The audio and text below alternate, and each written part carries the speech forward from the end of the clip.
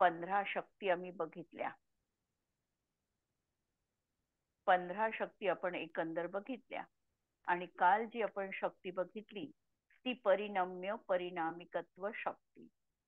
म्हणजे आत्मा ज्ञान रूप पण आहे आणि ज्ञेय रूप पण आहे, अशी ही शक्ती आहे.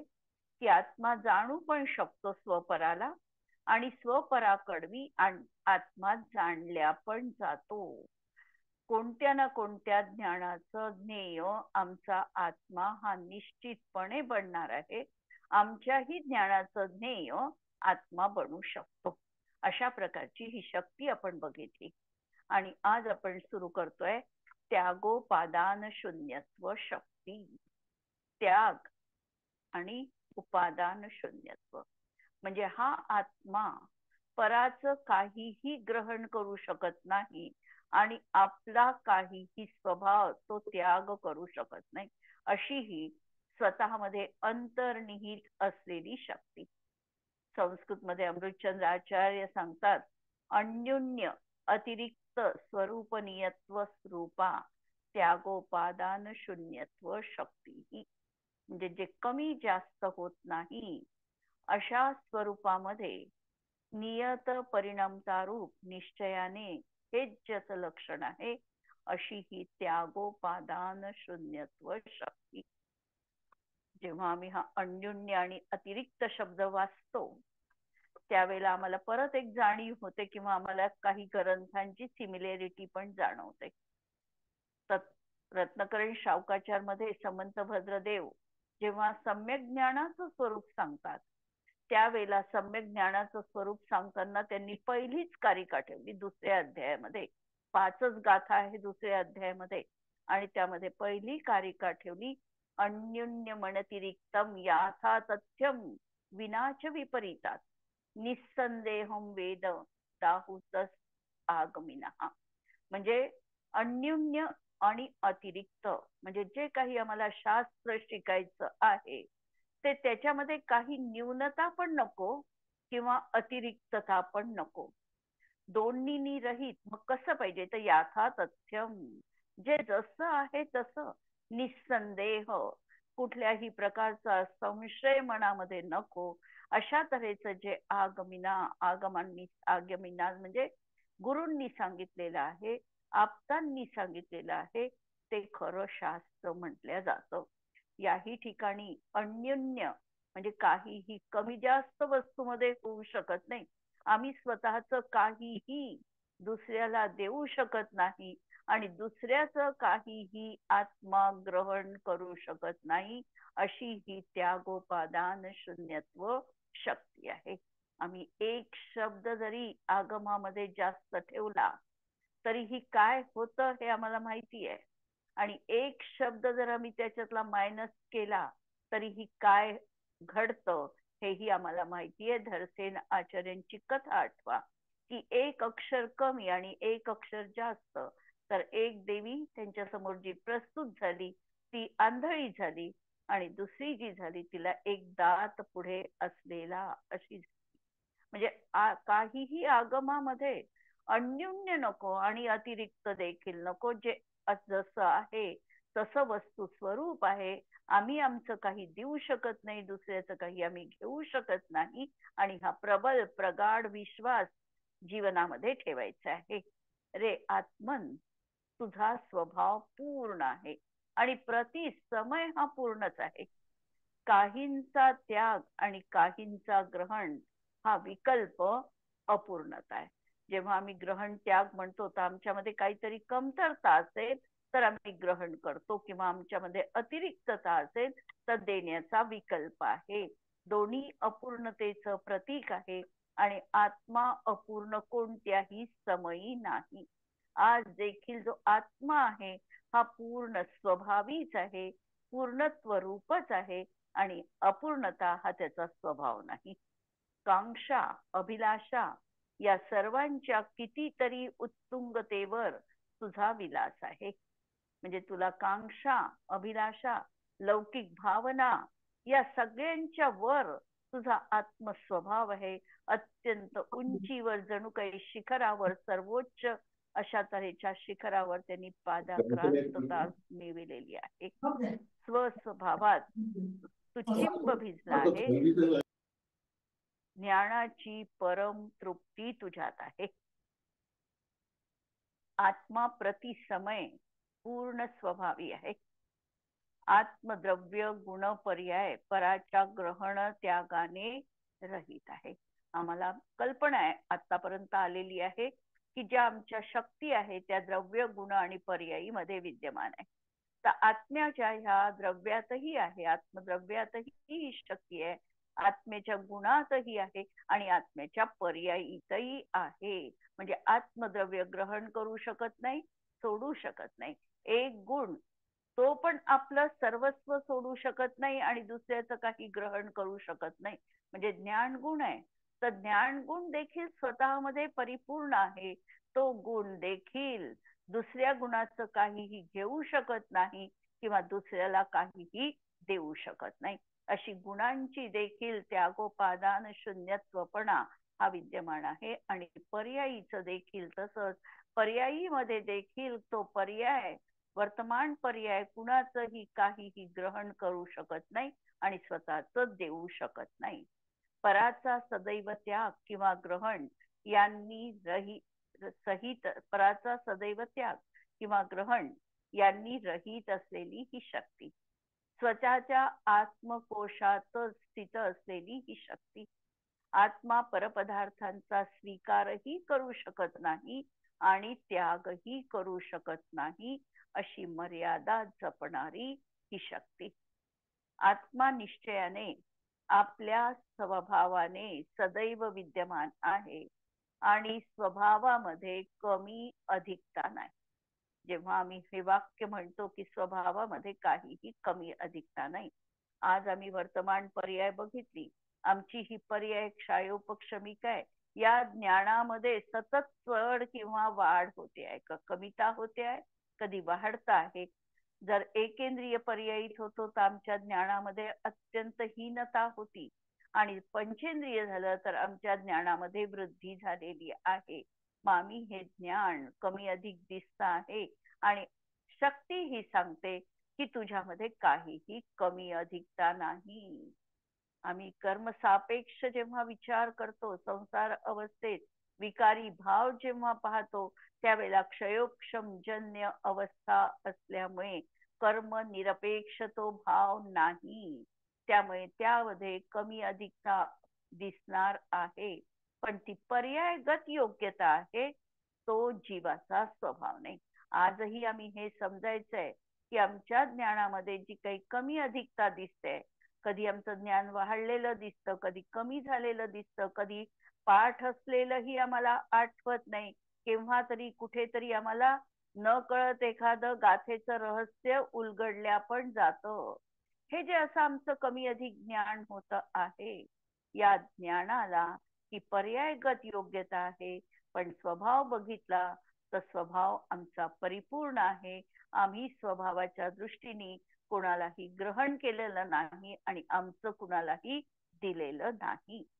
द्रव्य दृष्टीने आत्मा जसा आहे तसा आहे, परिपूर्ण आहे, निश्चल रूप आहे. पण पर्यायार्थिक दृष्टीने न्यूनाधिकपणा दिसतो आणि हा व्यवहार नयाचा विषय आहे. आम्ही आमच्या जीवनात आम्ही म्हणणार पण आहे की अशा तऱ्हेने आमचा एकेंद्रिय पर्यायीमध्ये, निगोद पर्यायीमध्ये जीवाला कमीत कमी ज्ञान किती आहे तेही आम्ही सांगू की त्याला लब्धाक्षर एवढं ज्ञान त्याला आहे. लब्ध्याक्षर किंवा पर्याय स्वभाव एवढं ज्ञान त्याला आहे. याचा अर्थ कमीत कमी तेवढं ज्ञान प्रत्येकाच्या जीवनामध्ये पर्यायीमध्ये प्रगट आहे. आणि उत्कृष्ट ज्ञान किती आहे तर विपुलमती मन पर्यज्ञान क्षयक्षमिक ज्ञानाची जर आम्ही मर्यादा लावली, 12 अंग 14 पूर्वाचं ज्ञान ही त्याची उत्कृष्ट मर्यादा आम्ही म्हणणार आहोत.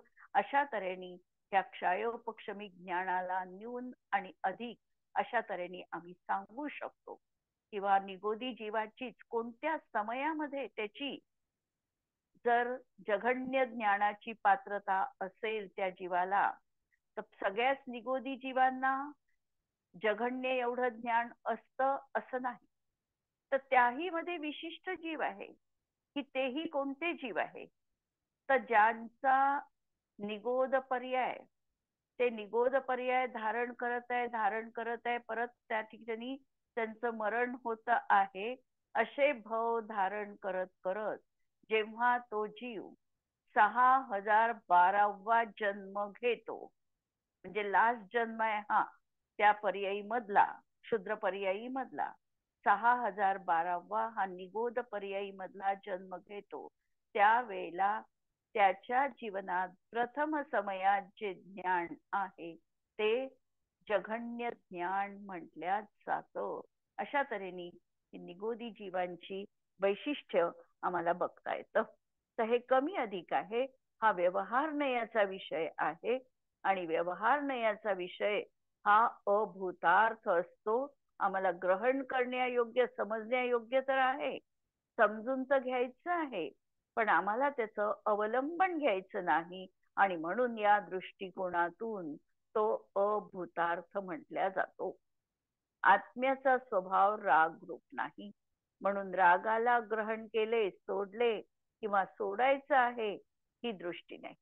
आम्ही रागाबद्दल, जसं ज्ञानाबद्दल आम्ही कमी अधिकता लावू शकतो, तसं आम्ही राग पर्यायी बद्दलही म्हणू शकतो की राग माझ्या जीवनात आत्ता क्रोध आहे किंवा क्रोधाची तीव्रता आहे किंवा क्रोध मंद झाला, परंतु रागाला मला सोडायचं आहे, अशा तऱ्हेचा आम्ही म्हणणार आहे. परंतु हाही विषय व्यवहार नयाचा आहे. निश्चय नयामध्ये आत्मा राग रूप आहे हे तो निश्चय, शुद्ध निश्चय नय हे म्हणणारच नाही.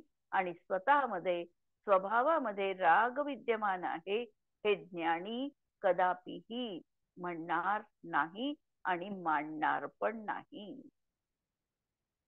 म्हणून सोडायचं आहे ही दृष्टी नाही की स्वभावात आलं की राग सुटणारच आहे. आत्म्यात ज्ञान गुण त्रिकाल आहे. ज्ञानाच्या मतिज्ञान, श्रुतज्ञान पर्यायी कमी अधिकता दिसते, पण शक्ती मात्र प्रति समय पूर्णच आहे. आमचं क्षायोपक्षमिक ज्ञान आहे, कर्मोदयाची अपेक्षा तिथे लागलेली आहे आणि त्यामुळे ज्ञानामध्ये हीनाधिकता दिसते आहे. पण आम्ही जर आमच्या त्रिकाल स्वभावाचा विचार केला, शक्तीचा विचार केला, त्यागोपादान शून्यत्व शक्तीचा, तर आत्म्यामध्ये परिपूर्णता प्रति समय पर्यायी मध्ये देखील व्यक्त आहे. द्रव्य गुण पर्यायाचं सामर्थ्य हे अनादी अनंत आहे. मिथ्यात्वाला दूर करायचं ह्या विकल्पाने मिथ्यात्व संपणार नाही. आम्ही दृष्टी कशी ठेवायला पाहिजे, आम्ही अवलंबन कसं घ्यायला पाहिजे. एखादी व्यक्ती म्हणत असेल की मला हे करायचं नाही असं जर ती घोकत असेल, तर नेमकं तेच तिच्या जीवनात घटित होतं. जे करायचं नाही म्हटलं ते तिच्या जीवनात घटित होतं. मला मिथ्यात्व दूर करायचं आहे हा केवळ मनामध्ये विकल्प करून आमचं मिथ्यात्व संपणार नाही. मिथ्यात्व सोडण्याचा किंवा मिथ्यात्वाचा त्याग होण्याचा उपाय आचार्यांनी सांगितला की तू स्व आत्म्याकडे बघ. त्रिकाली ध्रुवाकडे बघितलं, तिथे तुला तुझी आत्म उपलब्धी झाली की मिथ्यात्व जीवनातून सहज बाजूला होणार आहे.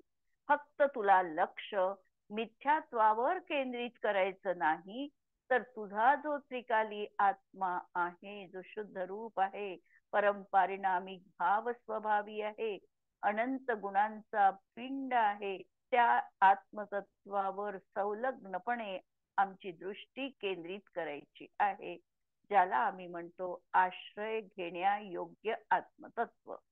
या आत्मतत्वाचा आश्रय घेतला की हे पर्यायी मधलं मिथ्यात्व जीवनात नष्ट होतं. म्हणून ध्रुव चिदानंद आत्म्याच्या अवलंबनाने श्रद्धा गुणाची स्वभाव पर्याय अभिव्यक्त होते. मला सम्यक्त्वाची प्राप्ती झाली पाहिजे ही अंतरंगामध्ये एक अणिवार ओढ तर पाहिजेच पाहिजे, पण त्यासोबत कोणता उपाय आम्हाला करावा लागेल की जेणेकरून पर्यायीमध्ये श्रद्धा गुण आमच्या प्रगट होईल. तर त्यासाठी आमचा जो आत्मा आहे हा आम्हाला ज्ञात झाला पाहिजे. आणि केवळ आत्मा नाही, आत्म्याचं शुद्ध स्वरूप आम्हाला ज्ञात व्हायला पाहिजे. आत्मा परवस्तू, पर आत्मद्रव्य, शरीर, राग, कर्म, द्रव्यकर्म, भावकर्म, इंद्रिय यांचं ग्रहण करू शकत नाही. म्हणजे आत्म्यासाठी या सगळ्या वस्तू ह्या दिसतात आहे, पण तरी देखील आत्मा याला काहीही यांनी ग्रहण केलेलं नाही. परवस्तू तर आमच्यापासून सर्वस्वी पृथक आहे. त्या ठिकाणी तर फक्त आमची उपचरित नयनी स्वस्वामी बुद्धी आहे की हे माझं घर आहे, हे अमुक वस्तू माझी आहे, हे पुस्तक माझं आहे, हा फोन माझा आहे. ही केवळ आमची त्या वस्तूप्रती असलेली स्वामित्व बुद्धी आहे. त्या वस्तूच्या दृष्टीतून विचार केला तर ती वस्तू आमची झालेली नाही, किंवा वस्तू असं म्हणणार नाही की मी आजच्या मालकीची आहे. आमच्या भूमिकेत आम्ही ती तशी मांडलेली आहे, म्हटलेली आहे. पर आत्मद्रव्य, दुसरा आत्मद्रव्य कितीही जिवलग असेल आमचा, तरी देखील ते आत्मद्रव्य देखील माझ्यापासून अत्यंत भिन्न आहे. सजातीय द्रव्य आहे, पण तरी देखील एक द्रव्य आत्मद्रव्य दुसऱ्या आत्मद्रव्य रूप होऊ शकत नाही. त्रिकाली त्याचं भिन्न अस्तित्व आहे. शरीर हे तर पौद्गलिकच आहे, हे तर माझ्यापासून सर्वस्वी भिन्न आहे. नामकर्माचा जसा उदय असेल त्या अनुषंगाने या शरीराची प्राप्ती आम्हाला होते आहे, आणि त्या ठिकाणी आम्ही ते जणू काही माझच आहे अशा तऱ्हेने त्याच्याशी आम्ही वर्तन करतो आहे. शरीर औद्गलिक औदारिक वर्गणीचं ते बनलेलं आहे, आमच्यापासून सर्वस्वी पृथक. नंतर राग, राग माझ्या आत्म उपादानात होतो आहे, पण स्वभाव रूप नाही, आणि म्हणून तोही भिन्न. कर्म, द्रव्यकर्म, द्रव्यकर्म तर जडरूप आहे, कार्माण वर्गणेपासून ते बनलेलं आहे. कार्माण वर्गणा ही देखील पौद्गलिक स्कंद आहे, ही देखील माझ्यापासून सर्वस्वी पृथक आहे. इंद्रिय, द्रव्येंद्रिय तर ही शरीर रचना आहे, द्रव्येंद्रिय तर पृथक आहेतच आहेत. पण भावेंद्रिय आमचं जे क्षयोपक्षमी ज्ञान रूप आहे, लब्धी आणि उपयोग रूप असणारं भावेंद्रिय, हे देखील आत्म्याचा स्वभाव नाही. आत्म्याचीच ती शक्ती, आत्म्याचंच ते परिणमन असलं तरी देखील स्वभाव तसा आत्म्याचा नाही. म्हणून या सगळ्यांचं हा आत्मा ग्रहण करू शकत नाही, त्याची ती योग्यता नाही, त्याचा आत्म्यामध्ये प्रवेश नाही. ही शक्ती प्रत्येक शक्ती सोबत काम करते. त्यागोपादान शून्यत्व शक्ती. उदाहरणार्थ ज्ञानाची पर्याय पराला जाणते, पण पराचं ग्रहण किंवा त्याग करू शकत नाही. दर्शनाची पर्याय सर्व अवलोकन करेल, पण पराला स्वरूपाने अवलोकन करणार नाही. अशा तऱ्हेची ही सगळी शक्ती, एक शक्ती दुसऱ्या शक्तीमध्ये तशा प्रकारचं सामर्थ्य आहे. या शक्तीत कालभेद, समयभेद किंवा क्षेत्रभेद नाही. ही प्रति समय आहे ही शक्ती. आत्म्याचा स्वभाव चैतन्य रूप आहे, त्याचा कधीही त्याग नाही, आणि विकारांचा हा जीव स्वभावाने कधीही स्वीकार करत नाही. जो अशा तऱ्हेने या शक्तींना जाणतो त्याचा मोह नष्ट होतो.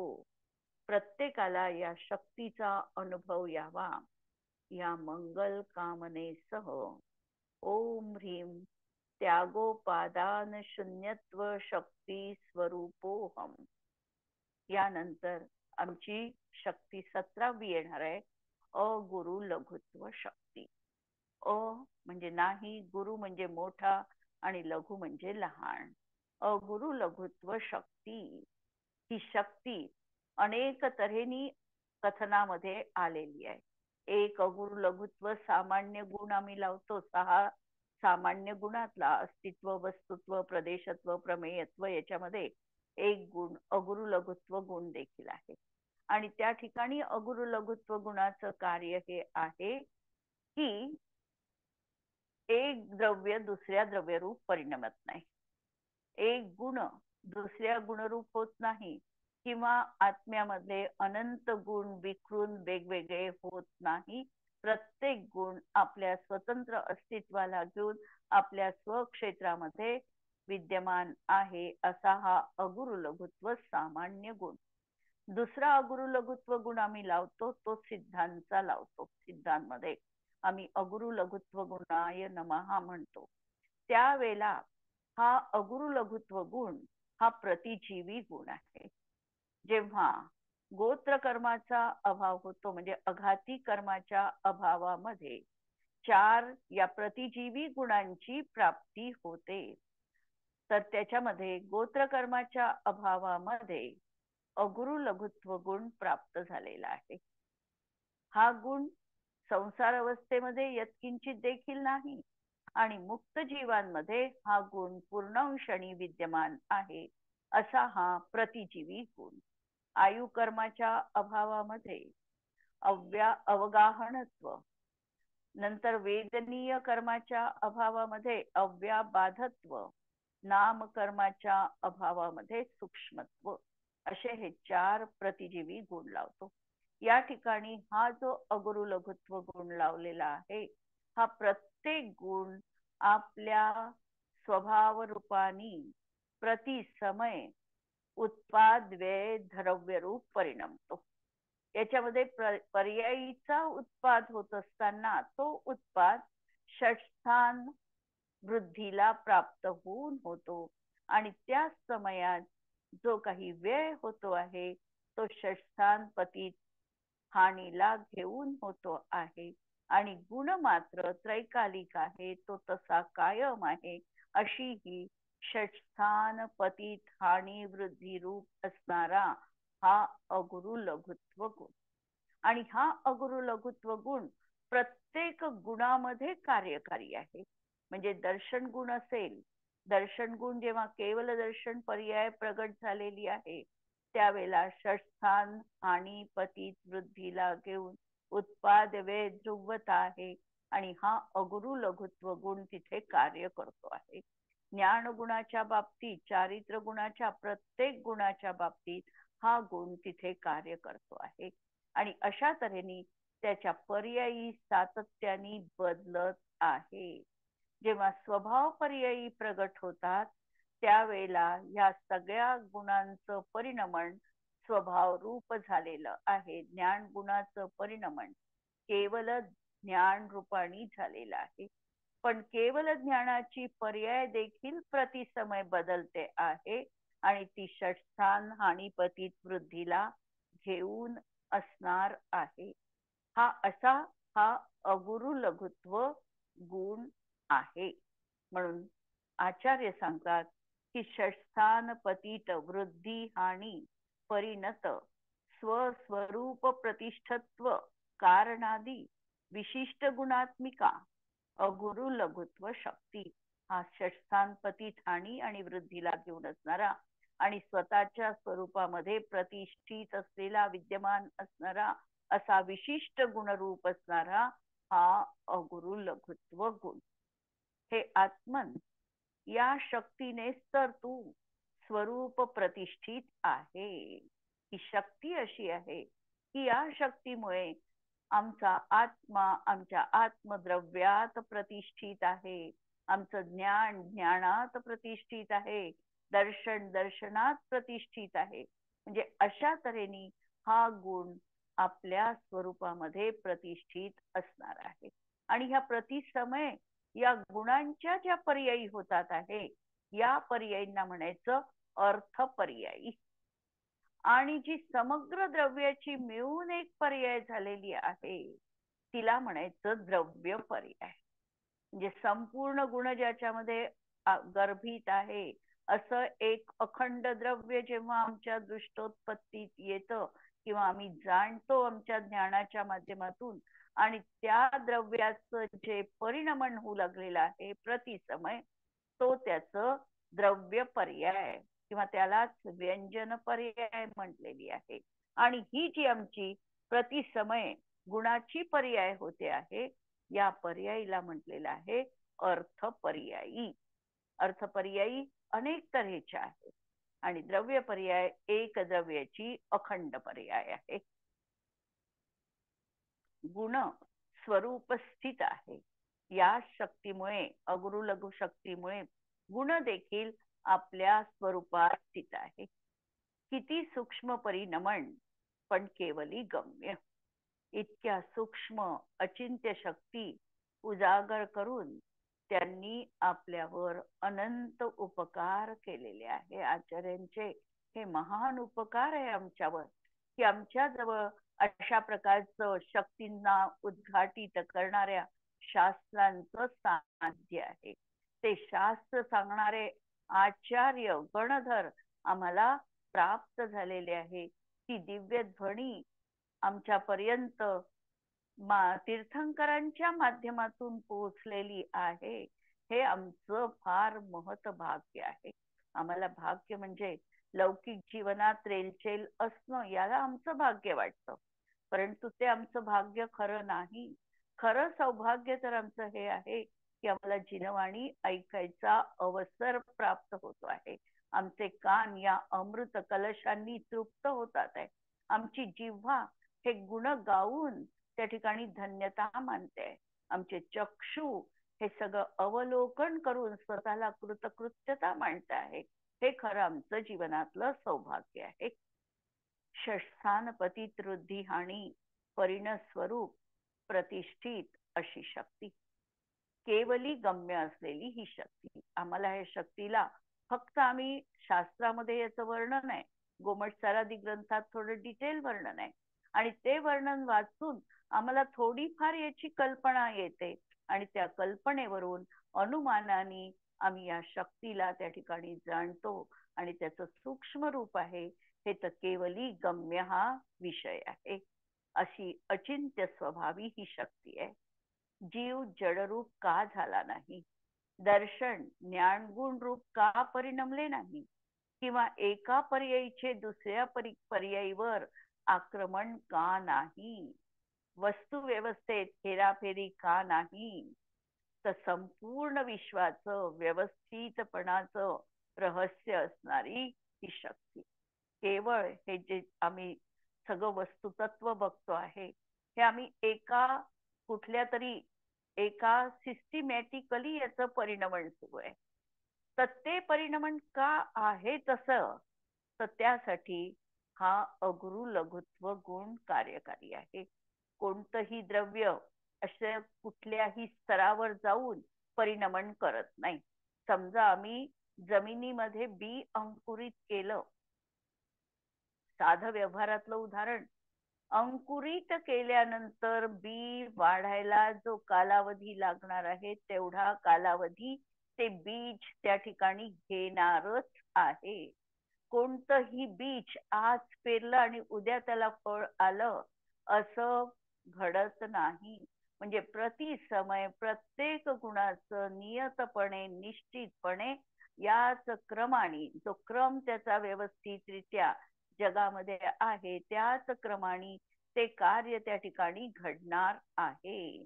अशी ही अगुरु लघुत्व शक्ती अनादी कालापासून जीवाने सदैव न्यायक स्वभावी आपल्याकडे पाठच फिरविलेली, अनादी कालापासून जीवाने सदैव न्यायक स्वभावी आत्म्याकडे पाठ फिरविली, तरी हा आत्मा स्वभाव प्रतिष्ठित राहिला. हेच याचं अजरामर वैभव. आज तागायत पर्यंत कधीही आत्म एकत्व विभक्त आत्मेची कथा आम्हाला ऐकता आली नाही, याचा आम्हाला कधी परिचय नव्हता. कधी आम्ही आमच्या आत्म्याचं रहस्य समजून घेण्याचा प्रयत्न केला नाही.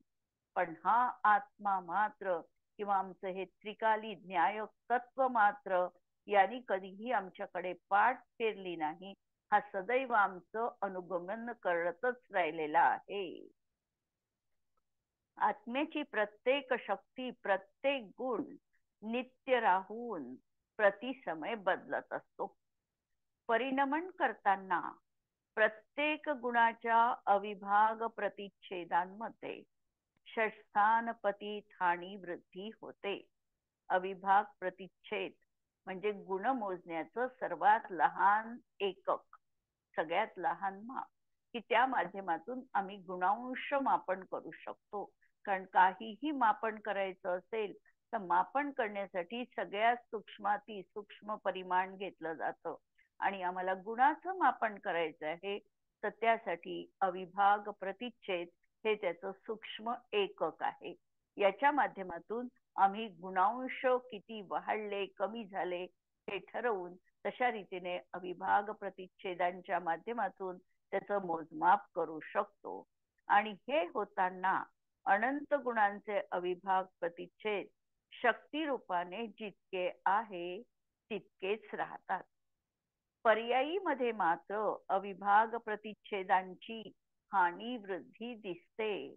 म्हणजेच कार्यरूपाने त्याचं कार्य कमी अधिक प्रमाणामध्ये प्रगट दिसते. जसं आम्ही ज्ञान गुण घेतला तर ज्ञान गुणाचे अविभाग प्रतिच्छेद जर कमी व्यक्त असेल तर ज्ञानामध्ये हीनता आहे. त्याची जास्त अभिव्यक्ती झाली तर आमचा ज्ञान गुण जास्त प्रगट दिसणार आहे. परंतु आमच्या ज्या अविभाग प्रतिच्छेद आहे यामध्ये मात्र कमी अधिकता स्वभावाने होणार नाही, अशी ही शक्ती आहे. ज्याप्रमाणे अकृत्रिम चैत्यालय अनादी आहे आणि कृत्रिम प्रतिमा प्रतिष्ठित आहे, साधी आहे, त्याप्रमाणे त्रिकाली शुद्धात्मा अनादी आहे आणि त्याच्या अवलंबनाने अपूर्व पर्याय, शुद्ध पर्याय ही साधी पर्याय आहे. ज्ञानी वृद्धी हानी वृद्धीची 6 स्थानं आपण उद्याच्या याच्यामध्ये बघूया. आज आपण इथे थांबू. जिनवाणी के ज्ञान ते सूझे लोकालो, सो जिनवाणी मस्तक नमो सदा देत हूँ गो. नमो अरिहंताणम नमो सिद्धाणम नमो आयर्याणम नमो वज्रायाणम नमो लोये सवसाहुणम. सर्वांना जय जिनेंद्र.